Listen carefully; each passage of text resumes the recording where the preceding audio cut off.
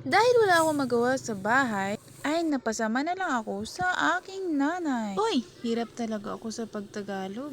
Dahil nga hirap ako sa pagtagalog, ay paulit-ulit ako sa aking pag-record ng aking salita. Voice over ba? At yun na nga, patuloy kami sa aming paglakad. At dahil nga nagmamadali kami, ay pinabilis ko na ang aking paglakad. Ang video ko ba? Ayan, napapansin nyo ba ang aming mga daladala? At dahil nga sa sobrang layo ng aming nilalakbay ay kami ay napakain. At dahil nga para panigurado na hindi magutom sa aming malayong Oy, malayo bang lakarin? At ayan na nga, napadaan na kami sa unang ilog. Kaya nga pala lumalakad kami papunta doon sa aming pupuntahan. Uy, kasi nga manguha kami ng ulam. Yung kukunin namin dito ay yung para ba siyang tuway? Iwan kung ano yun sa Tagalog. Basta tuway sa amin. Basta ganun. Basta mamaya. At mamaya pala ipakita ko sa inyo kung ano ang aking tinutukoy. At syempre nga habang pumupunta kami doon ay nag-video ako. Pahirapan pala ng daan dito. At ayan na nga, pinabagal ko naman ang aming lakad para hindi ba kami makaabot kaagad doon. Pero biglang bumibilis. Habang lumalakad kami ay napansin ko ay napakasukal ng aming dadaanan. Uy, dinadaanan pala.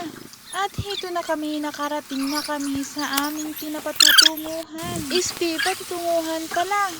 Nagulat ako sa aming pagdating. Ang daming naliligo. Noon, wala man naliligo dito.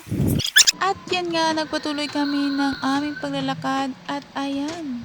Naghanap na kami ng aking tinutukoy. Ayan, nakita nyo? Char!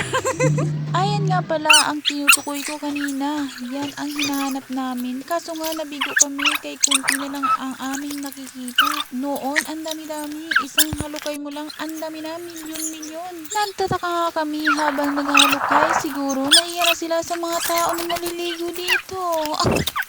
Hindi ako sumusuko sa paghalukay. Malay mo ba, hindi ko na siya maabot. Dahil sa sobrang inis ko ay napauwi na lang kami bigla sa bahay.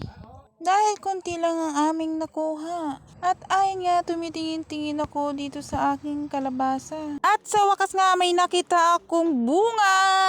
Nanggigigil talaga ako dito. Ang daming namamatay na bunga. Yung nabubulok siya, nagiging kulay dilaw.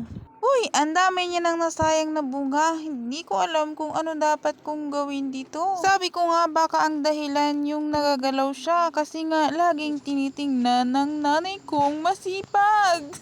Paano kasi ang sipag niya magbilang ng bunga ng aking kalabasa? At dito nga mayroon akong nakitang malaking kanyang bunga. At ang sabi ng aking kapatid, wait lang, bidyuhan ko muna. Ayan nga, binabidyuhan ko sa kanya. Yung tinawag ko siya, galit pa yan siya kay tama daw siyang umakyat sa bukid. Uy, medyo may kataasan ba? Ang kapatid kong lalaking ito ay wala kang masabi. Grabe niya ka ba? Ako po, wala ka bang masabi sa kanya?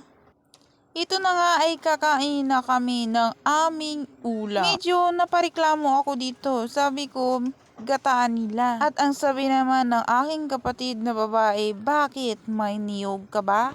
Sinabihan ko nga sila na magnakaw sila sa aming kapitbahay. Ang dami kayang nahuhulog. Thank you pala kay Gigi.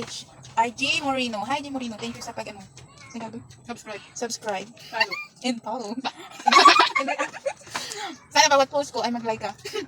Ano po nga? Inabot ko na yun kung taga sana ko, Quezon, Palawan. Magkakapit bahay. Masarap yung kalabasa.